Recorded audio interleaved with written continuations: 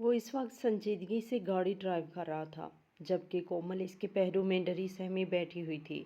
نکاح کے فوراً بعد ہی وہ اسے اپنے ساتھ لے کر شہر کی طرف نکل پڑا تھا۔ وہ نہیں چاہتا تھا کہ اس معصوم سی 16 سال کی لڑکی کو یہاں پر چھوڑے۔ وہ جانتا تھا کہ دوبارہ سے وہ ظالم لوگ اسے نقصان پہنچانے کی کوشش کریں گے۔ اپنے گاؤں کی رسموں سے وہ بہت زیادہ تنگ تھا۔ اگر وہ وہاں کے سردار کا بیٹا نہ ہوتا تو شاید آج وہ کبھی بھی اس لڑکی کو بچا نہ پاتا۔ کبھی کبھار وہ سوچتا تھا کہ سردار کے بیٹے ہونے کا کیا فائدہ جب اس کی بات کوئی سنتا ہی نہیں ہے۔ اس کا باپ اس کے سامنے تو اس کا ساتھ دیتا تھا اور بڑی بڑی باتیں کرتا تھا کہ میں کسی بھی بچی کے ساتھ زور زبردستی یا زیادتی نہیں کر سکتا۔ گاؤں کی ساری لڑکیاں مجھے اپنی بیٹیوں جیسی ہی لگتی ہیں، لیکن جیسے ہی سعد قریشی گاؤں کی دہلیز سے قدم باہر نکالتا اسے اس کا اب دوبارہ کوئی نہ کوئی ظلم کر دیتا۔ آپ مجھے کہاں لے کے جا رہے ہیں؟ میں نے تمہیں پہلے بھی کہا تھا کہ خاموشی سے بیٹھنا۔ مجھے تمہاری آواز اس وقت نہیں سننی، نہ ہی تم سے کسی قسم کی بات کرنی ہے۔ تھوڑی ہی دیر بعد تمہیں اندازہ ہو جائے گا کہ تمہیں کہاں پہ لے کے جا رہا ہوں، اس نے انتہائی سخت لہجے میں جواب دیا۔ کومل کا پورا وجود خوف سے کانپنے لگا۔ اسے لگ رہا تھا کہ وہ ایک دلدل سے نکل کر دوسری دلدل میں پھنس گئی ہے۔ یہ آدمی جو جرگے میں بیٹھا اس کے حق کے لیے آواز اٹھا رہا تھا اور اس کا یوں ساتھ دے رہا تھا جیسے سعد سے زیادہ کومل کا کوئی مخلص ہے ہی نہیں۔ اب وہ اس سے یوں بات کر رہا تھا جیسے اسے اس ذات سے کوئی دلچسپی ہی نہیں۔ کومل کا جیسے ہی نکاح ہوا تھا وہ دنیا کی خوش قسمت ترین لڑکی خود کو سمجھنے لگی تھی۔ وہ سوچ بھی نہیں سکتی تھی کہ اسے اتنا خوبصورت اور ہینڈسم شوہر مل جائے گا۔ ہر لڑکی کی طرح اس کی بھی یہی خواہش تھی کہ جس انسان سے وہ شادی کرے وہ لاکھوں میں ایک ہو۔ اس کے یہ خوش فہمی پل بھر میں ہی دور ہو گئی جب اس کی دوست نے اسے بتایا کہ وہ پیرس سے شادی شدہ ہے۔ اس نے اپنی محبت کی شادی کی ہوئی تھی اور اپنی بیوی کے ساتھ ایک پرسکون بھری زندگی گزار رہا ہے۔ تم سے نکاح اس نے اس وجہ سے نہیں کیا کہ تمہیں ملکہ بنا کے رکھے گا، بلکہ تمہیں اس جھنجٹ سے نکالنا چاہتا تھا۔ اسی وجہ سے اس نے تم پر احسان کیا ہے، لہٰذا اپنے دل میں کسی بھی قسم کی غلط فہمی پالنے کی ضرورت نہیں ہے، ورنہ بعد میں جب تمہاری امیدیں ٹوٹیں گی تو تمہیں تکلیف ہوگی۔ کومل اب اسے کیا بتاتی کہ وہ تو یہ سن کر ہی صدمے میں چلی گئی تھی کہ اس کا شوہر پہلے سے کسی سے نکاح کر چکا ہے۔ اس کا دل یکدم ہی اداس ہو گیا تھا۔ خوش فہمیوں کے جتنے بھی محل اس نے اپنے دل و دماغ میں تعمیر کیے تھے وہ بہت بری طرح سے زمین بوس ہو گئے تھے۔ جاگتی آنکھوں سے اس نے جتنے بھی خواب دیکھے تھے وہ چکنا چور ہو گئے تھے۔ اب اس کی کرچیاں اس کی آنکھوں کو زخمی کر رہی تھی۔ 15 منٹ مزید گزر گئے تھے کہ اچانک ہی تیز بارش شروع ہو گئی۔ وہ اس وقت سوات سے سائیڈ پر تھی۔ گاڑی چلانے کے بجائے اس نے ایک سائیڈ پر روک دی اور اپنا سر سٹیئرنگ پر رکھ دیا۔ کومل ابھی بھی اسی کو دیکھے جا رہی تھی مگر اس بار وہ اپنے منہ سے کچھ بھی نہیں بول پا رہی تھی۔ اسے پتا تھا کہ وہ انسان دوبارہ سے اسے ڈانٹ کر خاموش کروا دے گا۔ وہ بار بار اپنی عزت افزائی نہیں کروا سکتی تھی۔ کیا تمہارے منہ میں زبان نہیں تھی؟ تم کیسے اپنے ماموں کو اجازت دے سکتی ہو کہ وہ اپنے بیٹے کی جگہ تمہارا سودا کر دیں، جبکہ وہاں پر موجود سب لوگ ہی یہ بات بہت اچھے طریقے سے جانتے تھے کہ اس کی اپنی سکی بیٹی ہے۔ اگر اسے اتنی ہی تکلیف تھی اور اس نے اپنے بیٹے کی جان واقعی بچانی تھی تو اس نے اپنی سکی بیٹی کو کیوں نہیں اس سب میں دھکیلا؟ جب جب اسے گزرے ہوئے لمحات یاد آتے تھے تب تب اس کا خون غصے سے کھولنے لگتا تھا۔ اس بار وہ گاؤں نہیں جانا چاہتا تھا۔ وہ رسموں سے بہت بری طرح سے تنگ تھا مگر دادا کے کہنے پر نہ چاہتے ہوئے بھی وہ چلا گیا تھا اور وہاں پر ایک حادثہ پیش آ گیا۔ اس کا ایک پرانا ملازم تھا جو بہت ہی وفادار تھا اور بڑے سردار کا سب سے قریبی تھا، مگر سعد اس کی حقیقت کے بارے میں بہت اچھے سے جانتا تھا۔ اسے پتا تھا کہ یہ شرابی اور جواری ہے جو نہ صرف لڑکیوں کے چکروں میں ملوث ہے بلکہ اس کے ساتھ ساتھ غیر قانونی سرگرمیوں میں بھی برابر کا حصہ دار ہے۔ وہ اکثر ہی باتوں باتوں میں اسے سمجھاتا مگر علی اس کی بات نظر انداز کر دیتا اور اسے کہتا کہ صاحب آپ ابھی چھوٹے ہو، ابھی آپ کو ان چیزوں کے بارے میں نہیں پتا۔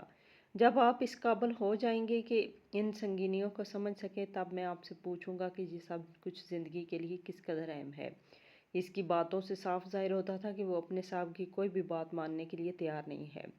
سعد نے بھی اسے سمجھانا چھوڑ دیا۔ ابھی کچھ عرصہ پہلے ہی وہ اس کے مخالف لوگوں کے ساتھ مل گیا تھا۔ دوسرے گاؤں کے سردار کے ساتھ سعد کے والد کی بہت ہی بڑی دشمنی تھی اور یہ دشمنی بھی اسی بنیاد پر تھی کہ وہ سردار ہر بار ہی جنید صاحب کے مقابلے میں الیکشن میں کھڑا ہو جاتا تھا اور راستے میں روڑے اٹکانے کی بھی کوشش کرتا تھا۔ کئی بار تو اس نے جنید صاحب کو جان سے مارنے کی بھی کوشش کی۔ जब अली ने ये देखा कि वो सरदार इसे अच्छा खासा मुआवजा दे रहा है और इसके साथ साथ वो इसे कुछ ज़मीनें भी दे रहा है, तो इसने वफादारी को पहाड़ में झोंका और बगावत करने पर उतर आया। यूँ सबसे पहले इसने अपने सरदार की ज़मीनों में आग लगाई। फसलें पकी हुई थी, बहुत जल्द ही इन्हें काटा जाना था। आग लगने की वजह से सब कुछ ही तबाह हो गया था। और ये आग छोटे पैमाने पर नहीं लगाई गई थी, बल्कि इसे गांव के बाकी लोगों की भी फसलों को नुकसान पहुंचा था। इसने इल्ज़ाम एक और लड़के पर लगा दिया था।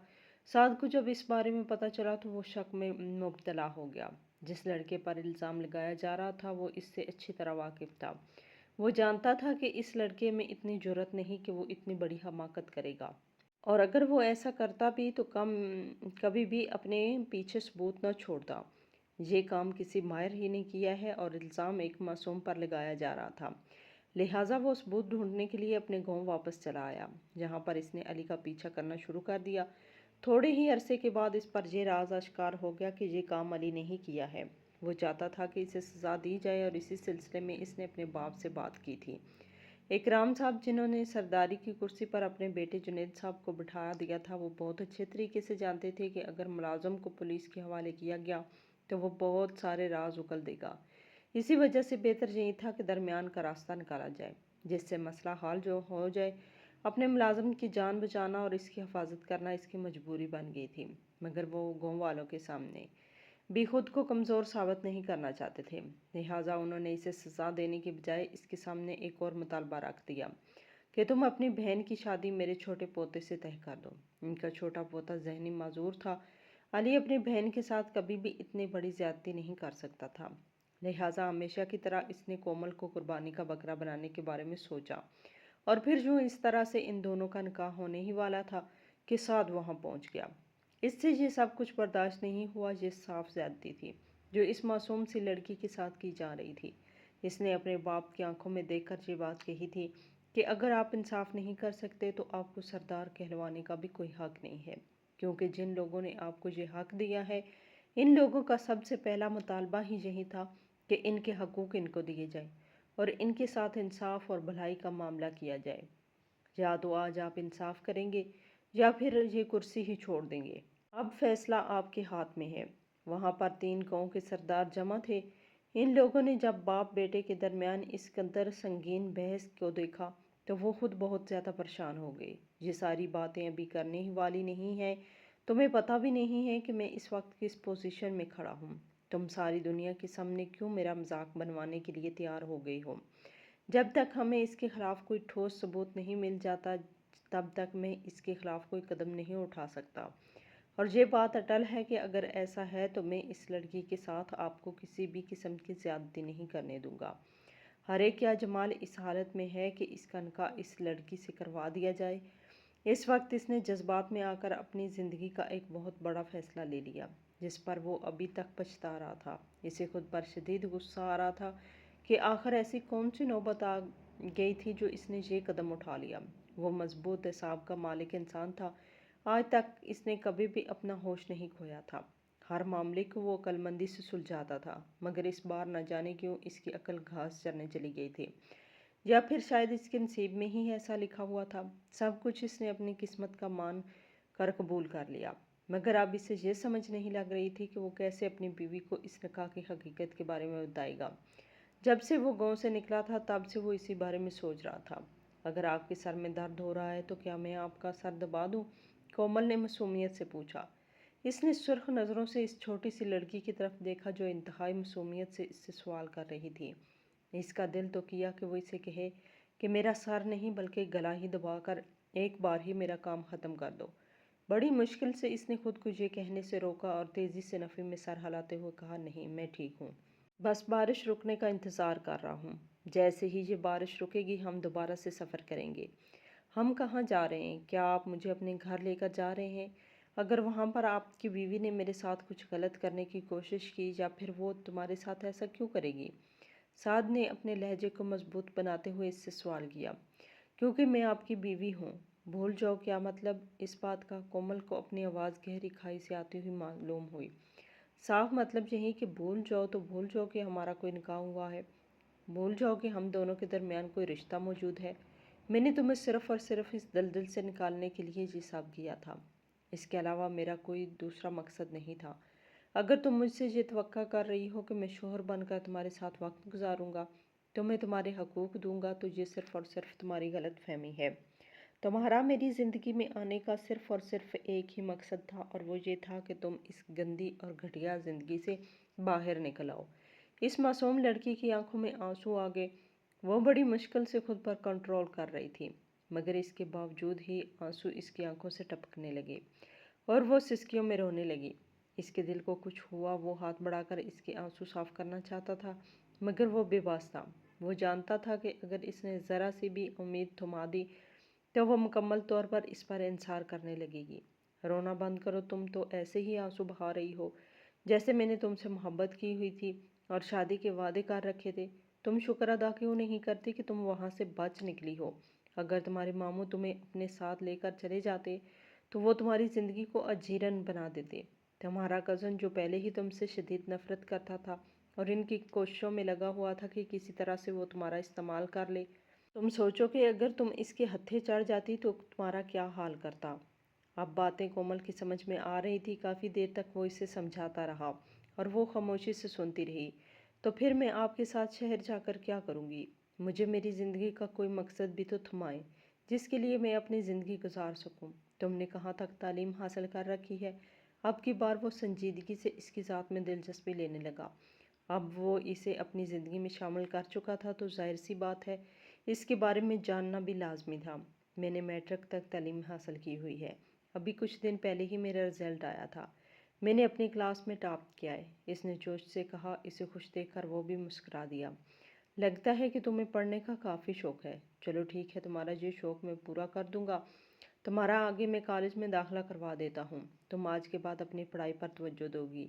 اس کے علاوہ تمہارے دماغ میں کسی بھی قسم کا غلط خیال نہیں آنا چاہیے۔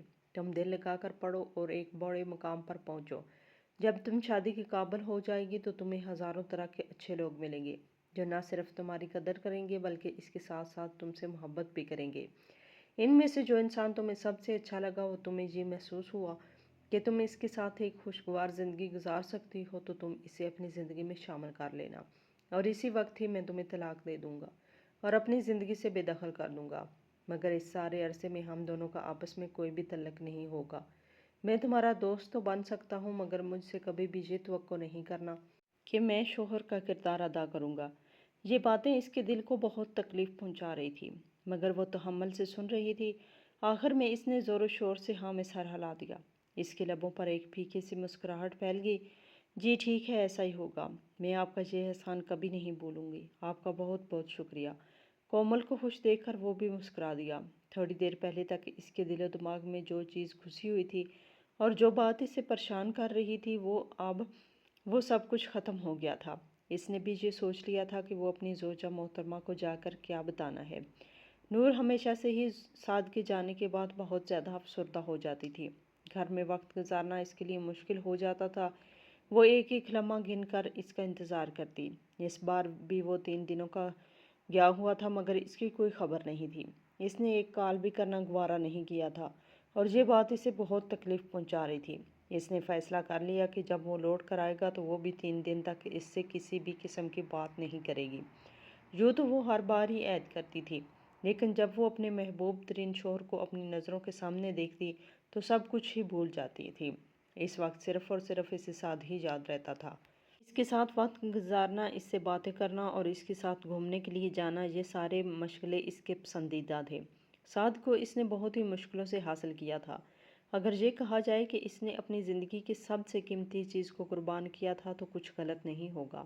ہر چیز کی ایک قیمت ہوتی ہے، مگر جو قیمت اس نے سعد کو حاصل کرنے کے لیے ادا کی تھی وہ بہت بڑی تھی۔ نہ صرف اس کے رشتے اس سے جدا ہو گئے تھے بلکہ اس کے ساتھ ساتھ اسے اپنا سب کچھ چھوڑنا پڑا تھا۔ آج تک وہ دن اسے نہیں بھولا تھا جب وہ پہلی بار سعد کی گاؤں گئی تھی۔ وہاں پر اس کی ایک دوست رہتی تھی جس سے اس نے ملنا تھا۔ راستے میں اچانک ہی اس کی گاڑی خراب ہو گئی۔ ڈرائیور پریشان ہو گیا۔ وہ دونوں چھپ کر حویلی سے باہر نکلے تھے۔ دراصل اس کے بابا اس معاملے میں اس میں بہت احتیاط کرتے تھے۔ وہ کبھی بھی اسے اپنی نظروں سے دور نہیں جانے دیتے تھے اور ایسے گاؤں میں تو کبھی اسے جانے کی اجازت ہی نہیں دے سکتے تھے جہاں پر ان کے دشمن موجود ہوں۔ سعد کے بابا کی نور کے بابا کے ساتھ بالکل بھی نہیں بنتی تھی۔ دونوں ایک لمبے عرصے سے ایک دوسرے سے نفرت کرتے ہوئے آ رہے تھے، مگر دونوں نہیں جانتے تھے کہ یہ نفرت بہت جلد ہی ایک ایسے رشتے میں بدلنے والی ہے جسے چاہ کر بھی وہ لوگ نہیں جھٹلا پائیں گے۔ بلا شبہ وہ اس رشتے کو نہیں مانیں گے، لیکن اس رشتے سے کبھی انکار بھی نہیں کر پائیں گے۔ اس وقت وہ بھی شہر سے واپس آ رہا تھا جب اس نے دشمنوں کی گاڑی کو اپنے گاؤں کی کچی سڑک پر دیکھا۔ ایک لمحے کی دیری کیے بغیر وہ تیزی سے وہاں پر پہنچا۔ جب اس نے کار کا دروازہ کھولا تو سامنے بیٹھی ہوئی دوشیزہ کو دیکھا تو پہلے ہی نظر میں اس کا دیوانہ ہو گیا۔ دوسری طرف نور کی حالت بھی اس سے مختلف نہیں تھی۔ اس لڑکے کو وہ پہلے بھی 2-3 بار دیکھ چکی تھی۔ وہ بھی پہلی ہی نظر میں اس کے عشق میں گرفتار ہو چکی تھی۔ وہ تو اس حد تک چلے گئے تھے کہ تہجد میں بھی ایک دوسرے کو مانگنے لگے تھے۔ آج اتنے عرصے کے بعد جب اسے دوبارہ سے اپنے سامنے اپنے محبوب کو دیکھا تو اسے لگا کہ وہ اگلی سانس نہیں لے پائے گی۔ آپ کون ہیں اور یہاں پر کیا کر رہی ہیں؟ اس نے اب کی بار اپنے لہجے کو تھوڑا سا نرم کیا۔ اسے اپنی غلطی کا بھی احساس ہوا تھا۔ اس نے یہ نہیں سوچا تھا کہ اس گاڑی میں کوئی عورت بھی تو ہو سکتی ہے۔ اس نے دوبارہ سے دروازہ بند کر دیا۔ تب نور نے اسے بتایا کہ وہ یہاں پر اپنے ایک دوست سے ملنے آئی ہے اور اس سے یہ التجا کرتی ہے کہ وہ اس کی آمد کے بارے میں کسی کو بھی نہ بتائے۔ سعد نے اسے تسلی دی اور کہا کہ فکر مند ہونے کی ضرورت نہیں ہے۔ اس کے بعد 2-3 بار اس کا دوبارہ اس سے سامنا ہوا۔ چوتھی بار جب وہ لوگ ایک دوسرے کے آمنے سامنے آئے تو وہ اپنے جذبات پر قابو نہیں رکھ پایا اور اپنی محبت کا اعتراف کر دیا۔ دوسری طرف وہ بھی جیسے اسی چیز کا انتظار کر رہی تھی۔ اس نے محبت کا جواب محبت سے دیا۔ ان دونوں کے درمیان بعض باتیں ایسی ہونے لگی، وہ دونوں ہی اپنے اپنے گھروں میں ایک دوسرے کی سائیڈ لینے لگے تھے۔ اگر جنید صاحب کا بھی اپنے دشمن کا ذکر چھیڑتے تو ساتھ جلدی سے سائیڈ لینے شروع کر دیتا۔ دوسری طرف بھی یہی حال تھا۔ جنید صاحب کو تو کافی لمبے عرصے سے اپنے بیٹے کی حرکتیں مشکوک لگ رہی تھیں۔ وہ جس انداز سے وہ اپنے دشمنوں کی سائیڈ لیتا تھا، یہ دیکھ کر بھی انہیں لگنے لگا تھا کہ دال میں کچھ کالا ہے۔ تھوڑے ہی عرصے بعد جب اس نے اپنی پسند کا اظہار کیا تو ان کے چہرے پر ایک پراسرار مسکراہٹ پھیل گئی۔ وہ ہمیشہ ہی جو سوچتے تھے ویسا ہی ہوتا تھا۔ اس بار بھی انہیں پکا یقین تھا کہ ان کا بیٹا عشق جیسی بیماری میں بہت بری طرح مبتلا ہو گیا ہے۔ انہوں نے اسے تسلی دی اور کہا کہ فکر مت کرو، میں تمہارا رشتہ لے کر جانے کے لیے تیار ہوں۔ وہ بھی اپنے باپ کی اتنی جلدی مان جانے پر حیران تھا، مگر اندر ہی اندر خوش تھا۔ اس نے نور کو یہ پیغام بھجوا دیا تھا کہ بہت جلد ہی وہ اسے اپنی زندگی میں شامل کرنے والا ہے۔ تقریباً 2 دن کے بعد ہی وہ اپنے دشمن کی حویلی میں پہنچ گئے۔ وہاں پر جا کر انہوں نے جو باتیں کی وہ بالکل بھی مناسب نہیں تھی۔ بہت ہی معیوب انداز میں انہوں نے نور کا نام لیا تھا اور اس کے باپ کو یہ باور کرایا تھا کہ تمہاری بیٹی نے میرے بیٹے کو پھنسایا ہے اور اب وہ اسے مجبور کر رہی ہے کہ میں رشتہ لے کر تمہارے ہاں آؤں۔ مگر یہ بات تم کان کھول کے سن لو کہ اگر تمہاری بیٹی اس دنیا کی آخری لڑکی بھی ہوئی تب بھی میں اپنے بیٹے کا نکاح اس سے نہیں کروں گا۔ اور اپنی بیٹی کو بھی اچھے طریقے سے سمجھا دو کہ وہ میرے بیٹے کا پیچھا چھوڑ دے۔ یہ کہہ کر وہ وہاں سے اٹھ کر چلے آئے۔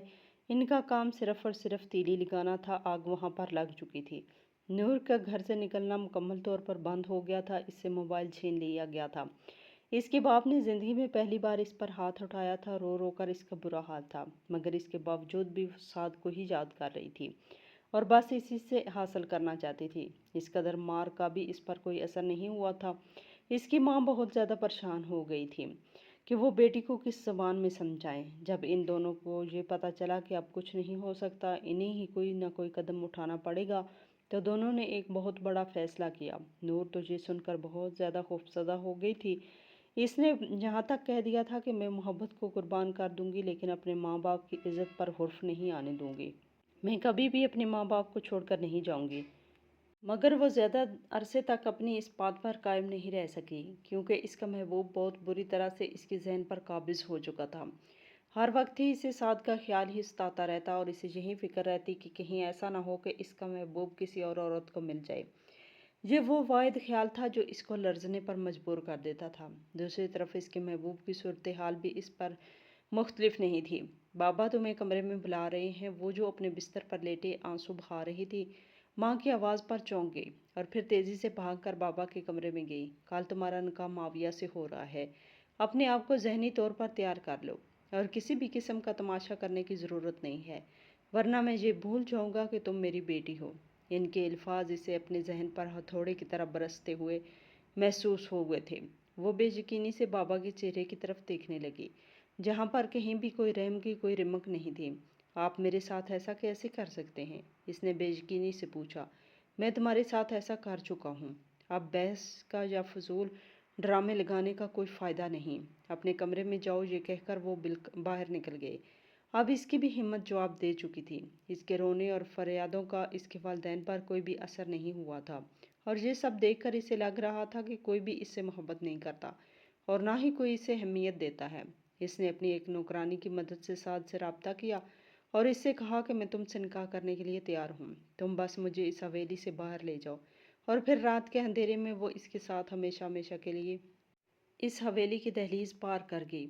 جب اس کے بابا کو یہ معلوم ہوا تو انہوں نے اس کے ساتھ ہر طرح کا رشتہ توڑ دیا۔ جنید صاحب نے اس کا بہت زیادہ فائدہ اٹھایا تھا اور پوری دنیا کے سامنے اپنے دشمن کو ذلیل و رسوا کر کے رکھ دیا تھا۔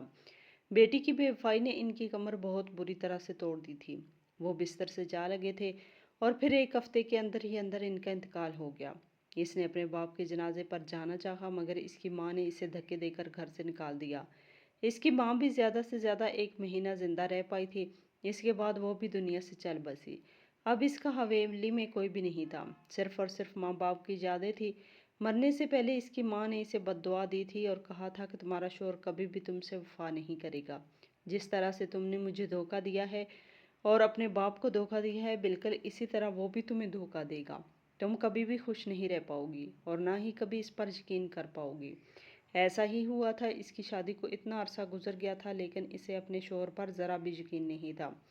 وہ اکثر ہی اس پر شک کرتی تھی اور شک کی بنیاد پر ان دونوں کے جھگڑے ہوتے تھے، جس کا اختتام ہمیشہ ہی برا ہوتا تھا۔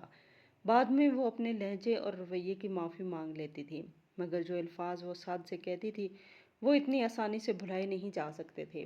بیل کی آواز پر وہ جلدی سے ہوش کی دنیا میں آئی اور بھاگتی ہوئی اس نے دروازہ کھولا تو سعد کے پہلو میں ایک لڑکی کو کھڑے ہوئے دیکھا۔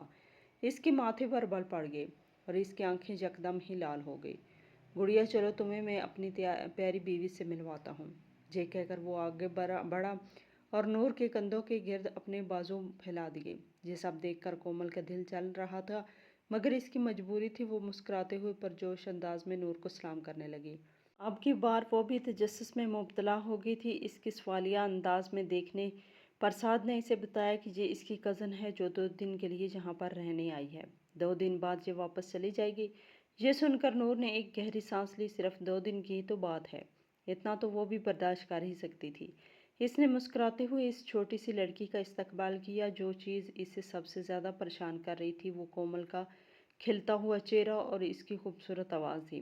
بلا شبہ وہ حسن کا مجسمہ تھی اور کسی کو بھی اپنے قابو میں کرنے کا ہنر رکھتی تھی۔ نور کا تو ماننا ہی یہی تھا کہ مرد کو کسی بھی عمر میں بہکایا جا سکتا ہے، اسی وجہ سے اس پر بھروسہ کرنا صرف اور صرف بیوقوفی ہے۔ رات کا کھانا ایک خوشگوار ماحول میں کھایا گیا۔ وہ کومل سے چھوٹے چھوٹے سوال پوچھ رہی تھی اور اسے بھی اپنی ذات کے بارے میں بتا رہی تھی، جبکہ ساتھ بیٹھا سوچ رہا تھا کہ اگر ابھی اس کی بیوی کو پتہ چلے کہ اس کے سامنے جو لڑکی بیٹھی ہوئی ہے وہ اس کی سوتن ہے تو وہ اس کو اس دنیا سے مٹانے میں ایک لمحہ بھی نہیں لگائے گی۔ میں کافی دنوں سے آپ کا انتظار کر رہی تھی۔ میرا آئس کریم کھانے کا بہت دل چاہ رہا تھا۔ آج ہم دونوں آئس کریم کھانے چلیں۔ اس نے ہم دونوں پر بہت زور دیا تھا، جس کا صاف مطلب یہ تھا کہ وہ سامنے بیٹھی ہوئی لڑکی کو سنانا چاہتی تھی کہ وہ اپنے شوہر کے ساتھ اکیلی آئس کریم کھانے جانا چاہتی ہے۔ یہ ایک بہت ہی بری بات تھی۔ کم از کم مہمانوں کے سامنے اسے اس طرح کا سلوک نہیں کرنا چاہیے تھا، مگر سعد کیا کرتا؟ وہ آج تک اسے کچھ نہیں سمجھا پایا تھا اور نہ ہی کبھی اسے سمجھا پاتا۔ اس کی ہر بات ماننا مجبوری تھی۔ اس بار بھی اس نے مسکراتے ہوئے ہاں میں سر ہلا دیا اور کہا کیوں نہیں، تم بس حکم کرو۔ پھر کھانے کے بعد ہم دونوں گھر سے باہر نکل گئے۔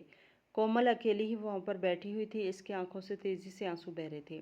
ان دونوں کو دیکھ کر اسے اندازہ ہو چکا تھا کہ اس کی سعد کی زندگی میں کوئی بھی جگہ نہیں ہے۔ اگر وہ اپنے دل میں خوش فہمی رکھے گی تو آخر میں صرف اور صرف اسے تکلیف ہی ملے گی۔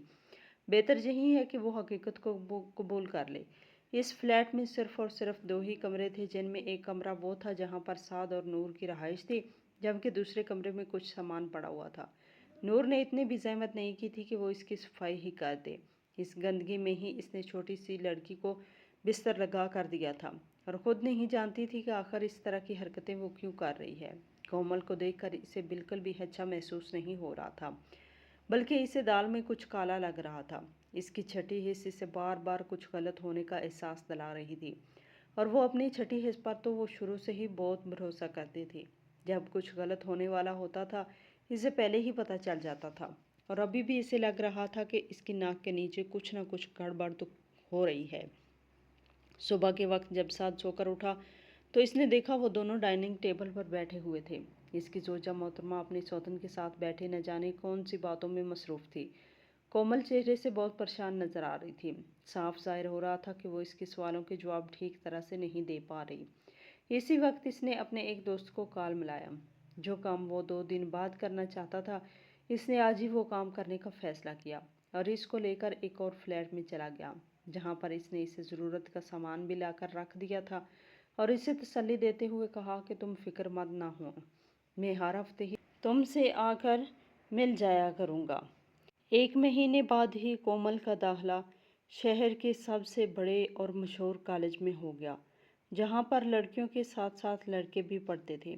क्योंकि इसने खुद ही इस तरह के माहौल में तालीम हासिल की हुई थी, इसी वजह से इसके लिए ये सब कुछ बुरा नहीं था।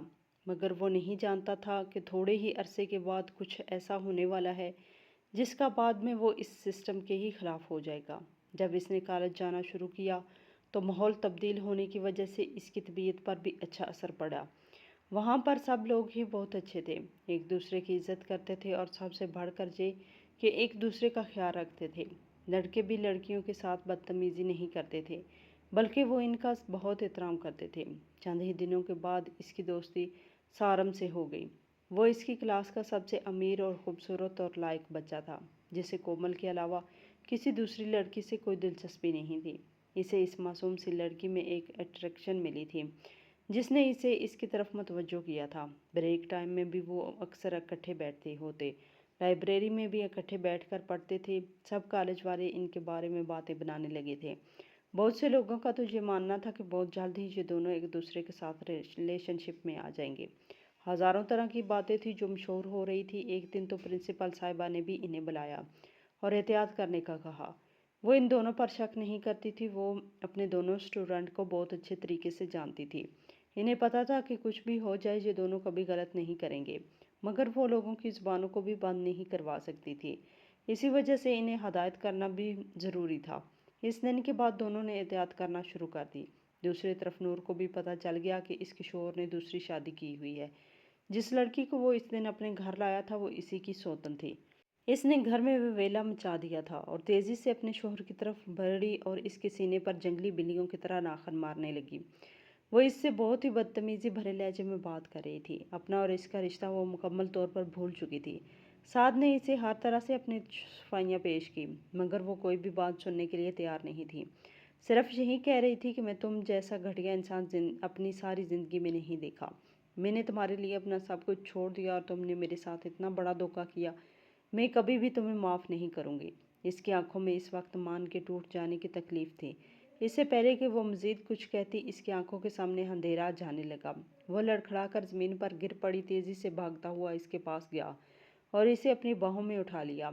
वो इस वक्त अस्पताल से बाहर खड़ा था और बेयकीनी की हालत में था। वो सोच भी नहीं सकता था कि जिस औरत से वो जान से ज़्यादा प्यार करेगा, वो औरत इसके साथ इतना कम वक्त गुजारेगी।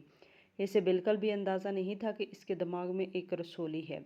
वो बहुत ज़्यादा टेंशन लेती रहती थी। जब से वो इस ज़िंदगी में आए थे तब से इसने एक लम्हा भी सुकून में नहीं गुजारा था, और शायद इसकी वजह ये थी कि इसने अपने माँ बाप का दिल दुखाया था। वो इन्हीं की इससे बदवा लगी थी। काफ़ी लंबे अरसे से इसके दिमाग में ट्यूमर मौजूद था, जो अब और मैच्योर हो गया था। आज जब इसने दोबारा से टेंशन ली तो वो फट गया और इसके साथ ही इसका इंतकाल हो गया। इस हालत में नहीं था फ़िलहाल किसी भी बात कर सके, और ना ही वो इसके कमरे में जाकर इसके मुर्दा वजूद को देखना चाहता था। काफ़ी देर बाद इसने अपने दोस्तों को कॉल मिलाई। न जाने किस दोस्त ने इसकी मैयत को उठाया और हवेली लेकर गया, और किस दोस्त ने इसे सहारा दिया, इसे कुछ भी याद नहीं। जब इसकी बीवी का जनाजा हो गया तो वो दोबारा से शहर वापस लौट आया। दूसरी तरफ कोमल इस सब से बिल्कुल अनजान अपनी ज़िंदगी में मगन थी। इसे इस नई ज़िंदगी में बहुत मज़ा आ रहा था, जहाँ पर कोई भी इसे ताने देने वाला नहीं था।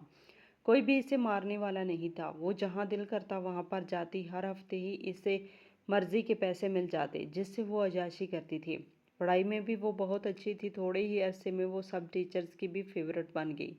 जब साद 1 महीने के बाद कोमल से मिलने गया तो इसने देखा कॉलेज के दरवाजे में वो एक लड़के के साथ खड़ी हंस हंस कर बातें कर रही थी।